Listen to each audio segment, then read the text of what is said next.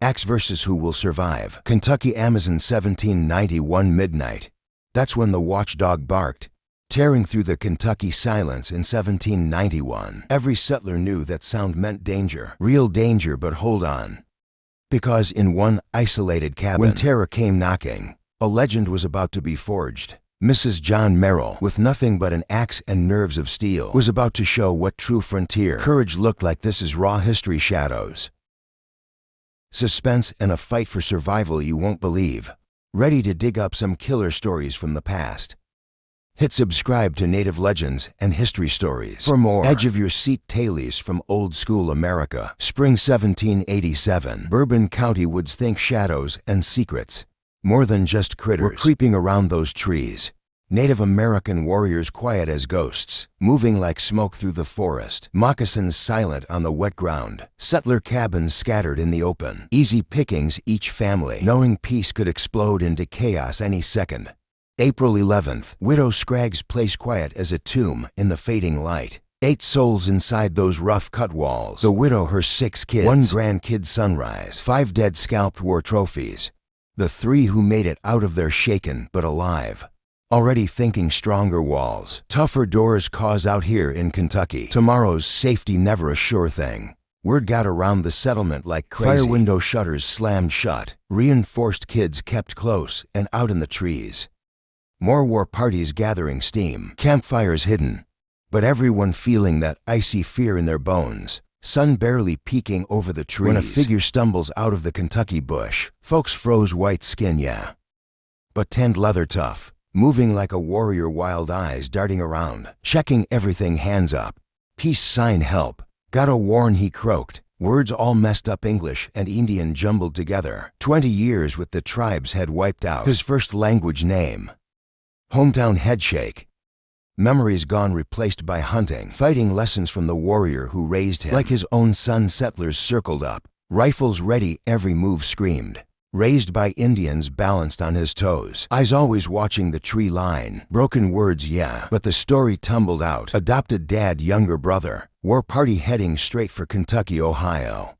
River crossing near Licking Mouth. Canoe buried to hide from the sun. Owl cried warning. He explains, pointing to the night sky. Dad heard death in that hoot. Begged him to turn back. Young pride, though. They pushed on till the sight of settler cabins woke something up inside the kid. A pull back to his own kind.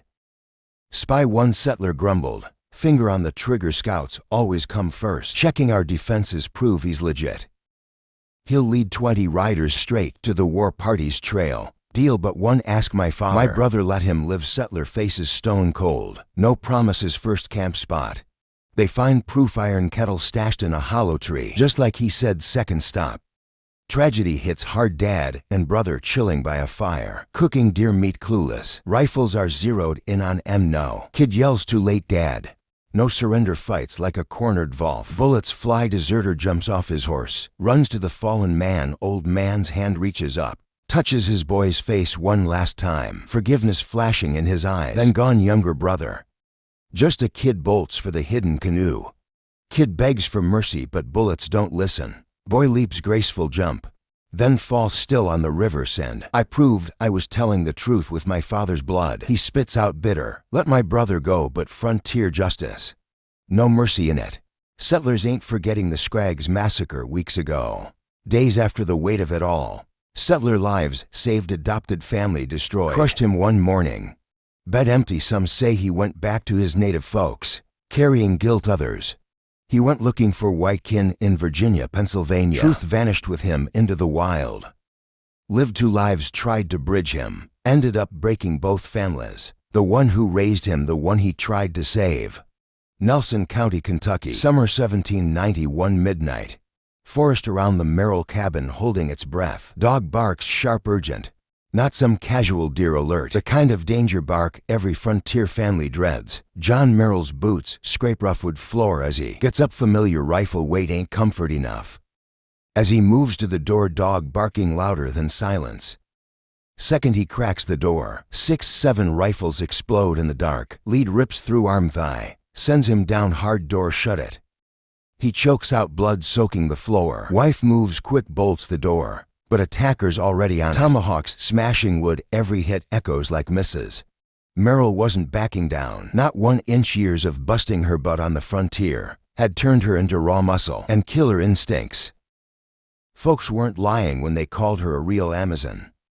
She was as strong as any dude out there, and tonight was gonna be the ultimate test. As that door started to cave, splintering wider, she planted herself right in front of the gap, axe held high and ready. First warrior dumb enough to try and squeeze through. Axe came down like a lightning strike. Perfect aim. Second one right behind him. Same deal. Then came a third, then a fourth, each one thinking they could overpower her, force their way in. Nope. Each one dropped like a stone thanks to her non-stop defense, their blood mixing right there with the sawdust flying off the busted door. These warriors, they weren't idiots. They realized head-on wasn't going to cut it against this woman. Suddenly, moccasin feet started scratching against the roof, scrambling up the shingles, trying to find another way in. The chimney. Sneaky devils inside the cabin. Misses. Merrill had like seconds to react. Think fast now. Here's where the history books get a little fuzzy, telling slightly different versions of what happened next. One story goes Mrs. Merrill, all on her own, ripped open their only feather bed. Imagine feathers everywhere. And just dumped the whole mess right onto the dying embers in the fireplace. Poof, instant smoke bomb.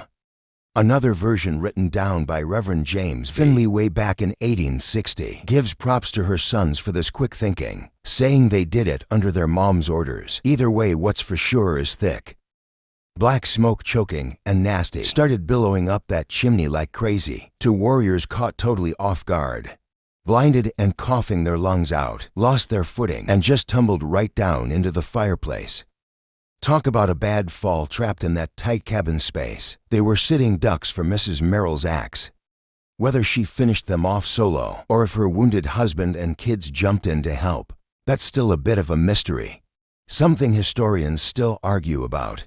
The last warrior standing, he made one final desperate run at the busted door. Big mistake. Mrs. Merrill's axe flashed out again, opened up a nasty gash right across his cheek, sent him yelping and scrambling back into the night, howling like a coyote. He wasn't just running back to Chillicothe with a scar on his face either. He was carrying a story, something that become legend, whispered around campfires by both settlers and native tribes. Those squaws fight worse than the long knives, he reportedly said, using the native slang for white settlers. His words, jotted down by some prisoner who was there when he got back, made Mrs. Merrill's stand legendary in both cultures, passed down through generations by word of mouth.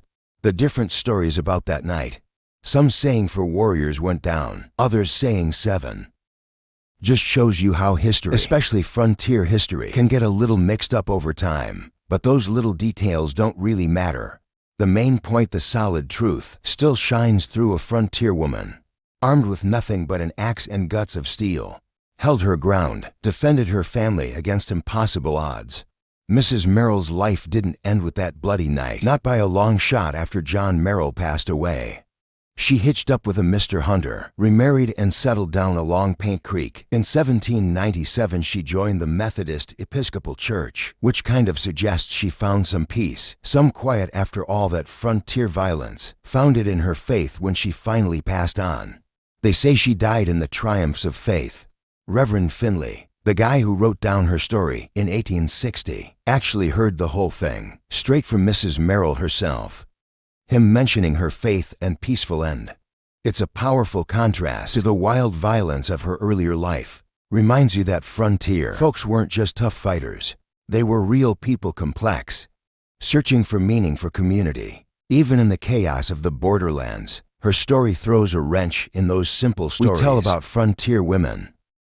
Lots of history books paint women as victims, or just watching from the sidelines while the men did the fighting. Mrs. Merrill, she proved women could be right there on the front lines, defending their homes tooth and nail. And it wasn't just about brute strength either. Her cabin defense showed she was thinking tactical, using that feather bed trick against the chimney attack. Smart moves, the Amazon of Kentucky. She never went looking for fame or glory. She fought because she had to. Plain and simple. Then she just kept on living her life, focused on her fate. So Mrs. Merrill's cabin story. It was a hit, everyone knew about it. But guess what? Over by Short Creek, Kentucky, another crazy thing happened. Two little boys were about to prove that on the frontier even kids could be super tough. Henry and James Johnson were just messing around, playing a bit away from their cabin, when the woods went from normal to creepy. Just like that. Two native warriors popped out of nowhere, quiet as ghosts, and grabbed the boys before they could even let out a yell. As they were dragged deeper into the wilderness, poor little James, he couldn't hold back the tears, started to crying. "Shh, little brother, chill out," Henry whispered, putting his arm around James, trying to make him feel safe. "I ain't gonna let nothing happen to you." He was just a kid himself. Yeah, but Henry's words, they sounded like a grown man making a serious promise. Miles into the thick woods, these guys finally stopped for the night, set up camp. Each warrior just held on to one of the boys, held them tight against their chest while they bedded down to sleep. James, totally wiped out from being scared and having to walk so far, just zonked out, fell asleep right there in his captor's big muzzly arms. But Henry, no way he was sleeping. He was wide awake, brain just spinning, thinking of any way to get out of this mess. The campfire was burning low, just embers glowing. Henry could feel the warrior's grip start to loosen up, hear that deep, steady breathing. Yeah, the guy was out cold, slow as molasses, like moving underwater. He managed to wiggle himself free from the warrior's arms. Standing there by the fire in the flickering light, he had a choice to make: ditch his brother, run for it alone into the dark, or risk everything, go all in to save James too. No question in his mind, James. He breathed, whisper quiet, gently shaking his little brother. "Wake up, but be quiet." You hear the younger boy's eyes shot open wide. But Henry just put a finger to his lips, telling him to keep it zipped real careful.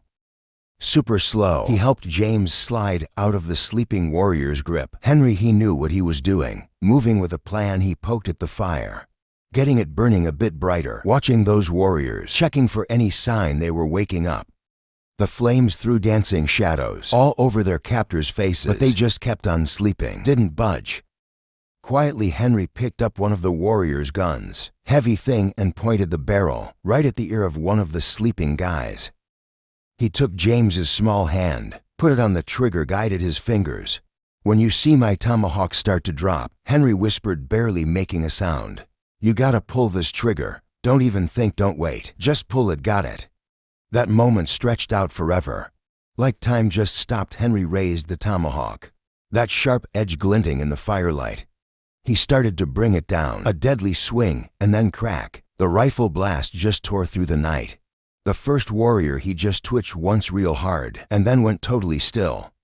"Go for it, James. Do yours now," Henry yelled, voice all shaky, pumped with adrenaline. "I did mine already," James shouted back, just as tense. Henry's tomahawk slammed home, finding its target, but the second warrior, he wasn't done yet, took a few more hits. Henry just laying into him before finally silence dropped back down on the forest, clearing the two. Boys just stood there over their captors, chests puffing in and out, trying to catch their breath, fear slowly starting to fade.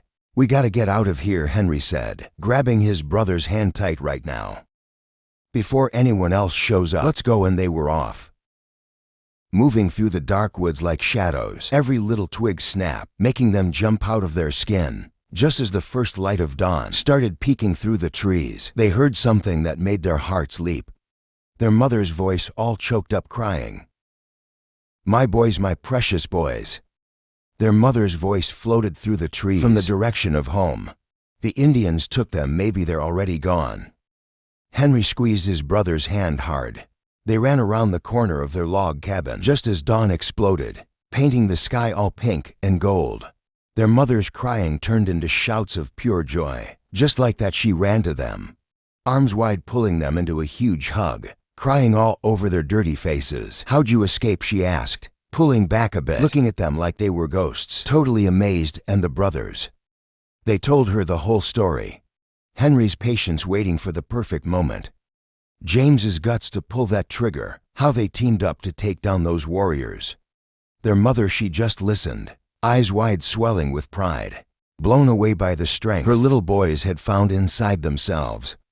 These 3 stories, that white guy caught between 2 worlds, Mrs. Merrill defending her place like a boss, and the Johnson boys pulling off that crazy escape, they really show you what life was like back in Frontier, Kentucky. Kids had to grow up fast in a world where play could turn deadly in a heartbeat. Women, they weren't just staying home, they were defending home with axes and pure guts. And sometimes the worst wounds weren't from fighting, but from having to choose sides, choosing between family and family cultures, fighting each other to the death. The frontier, it was something else. It made people into something else. Folks did what they had to do to make it, to protect the ones they loved, to build something in a land that was tough as nails. Their stories, they're not just old history lessons. They remind us that history is made by regular people, just like you and me, dealing with crazy, tough times, using whatever they had to get through it. Like what you're hearing. Come join us at Native Legends and History Stories for more killer stories from America's past. Hit that subscribe button and let's dig up the real stories that made this country, one story at a time.